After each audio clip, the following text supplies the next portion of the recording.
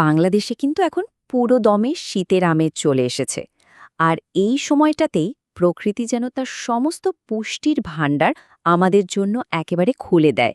তো চলুন আজ আমরা জেনে নেব শীতের এই অসাধারণ সবজিগুলোর উপকারিতা ঠিক কি কি। একদম ঠিক। শীতকাল মানেই তো বাংলাদেশের বাজারগুলো একেবারে তাজা আর রঙিন শাকসবজিতে ভরপুর থাকে। আর আমাদের এই উৎস থেকেও কিন্তু আমরা এটাই জানতে পারছি যে এই সময়ে প্রচুর পরিমাণে নানা ধরনের শাকসবজি ফলে। বলা যায় পুরো মৌসুমটাই যেন কৃষির জন্য একটা উৎসবের মতো। আচ্ছা, তো প্রশ্ন হলো, এই সবজিগুলো আসলে কেন এতটা গুরুত্বপূর্ণ? দেখুন, এগুলো কিন্তু শুধুই সাধারণ খাবার না, এগুলো আমাদের সুস্বাস্থ্যের এক একটা ভিত্তি। তো চলুন এর মূল উপকারিতাগুলো আরেকটু কাছ থেকে দেখা যাক। আর এখানেই একটা দারুণ তথ্য আছে। উৎস থেকে আমরা জানতে পারছি যে এই সবজিগুলো আমাদের শারীরিক ও মানসিক স্বাস্থ্য গঠনে সবচেয়ে বেশি কার্যকর। ভাবা যায় শুধু শরীরের কথাই হচ্ছে না, আমাদের মনের স্বাস্থ্যের জন্য এগুলোর গুরুত্ব যে কত সেটা কিন্তু এখানে পরিষ্কার। তো এই যে অসাধারণ উপকারিতার কথা আমরা বলছি, এর পেছনে কারণটা কি?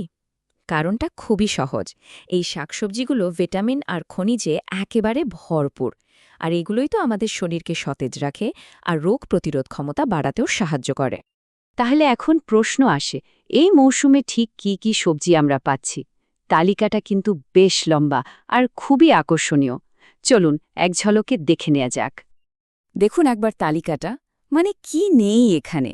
পালং শাক, লাল শাক থেকে শুরু করে লাউ, শিম, আবার ফুলকপি, ব্রকলি, বাঁধাকপি, শালগম, মূলা, বেগুন, গাজর, তালিকাটা চলতেই থাকবে। এই যে এত বৈচিত্র্য, এটাই তো আসলে সবচেয়ে দারুণ ব্যাপার। বোঝা যায় শীতকালে প্রকৃতি কতটা উদারভাবে তার ভাণ্ডার আমাদের জন্য খুলে দেয়। বেশ, এ তো সব সবজির কথা তো জানা গেল, কিন্তু এগুলো আমরা খাই কিভাবে? উপভোগ করার উপায়গুলো কি কি? চলুন এবার জেনে নেওয়া যাক এই পুষ্টিকর সবজিগুলো কিভাবে আমাদের খাবারের প্লেটে জায়গা করে নেয়।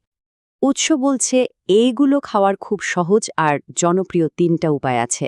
যেমন ধরুন, ১ নম্বরে হলো একদম সতেজ সালাদ হিসেবে, ২ নম্বরে বিভিন্ন পদে রান্না করে তো খাওয়াই হয়, আর ৩ নম্বরে হলো ভর্তা। ভর্তা করেও কিন্তু এগুলো খেতে দারুণ লাগে।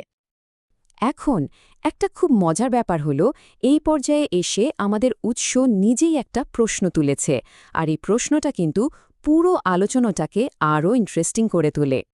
প্রশ্নটা কি? প্রশ্নটা হলো, কোন কোন সবজিতে কি কি ভিটামিন আছে?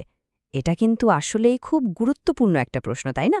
আমরা সবাই তো জানতে চাই যে ঠিক কোন সবজিটা খেলে কোন নির্দিষ্ট পুষ্টিটা পাওয়া যাবে।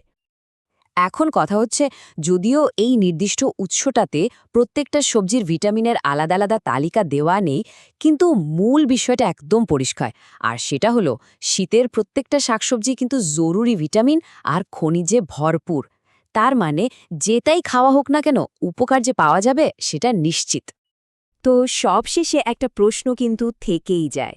এই যে এতগুলো সবজির কথা আমরা জানলাম, এর মধ্যে থেকে আজকের খাবারের পাতে শীতের কোন সবজিটা থাকছে? এটা কিন্তু আসলেই ভাবার মতো একটা বিষয়, তাই না?